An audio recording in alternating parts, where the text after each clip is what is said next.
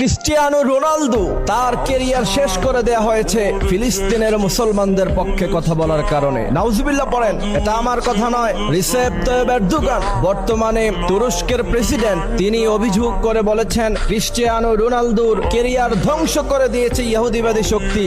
কারণ ছিল ফিলিস্তিনের মুসলমানদের পক্ষে তিনি কথা বলেছেন। পত্রপত্রিকায় নিউজ হয়েছে, অনলাইনে সোশ্যাল মিডিয়ায় আপনারা দেখবেন ক্রিস্টিয়ানো রোনালদো একজন খ্রিস্টান হওয়া সত্ত্বেও তার গায়ে রাসূল করিম সাল্লাল্লাহু আলাইহি সাল্লামের জুব্বা মুবারক, এবং আমি দেখলাম তিনি একটি খেলার মধ্যে অংশগ্রহণ করলেন, সেখানে ভালো গোল করার পরে তিনি সেজদায় লুটিয়ে পড়লেন। এটা মুসলমানদের চিত্র, এবং ক্রিস্টিয়ানো রোনালদো মুসলমানদেরকে অত্যন্ত ভালোবাসেন।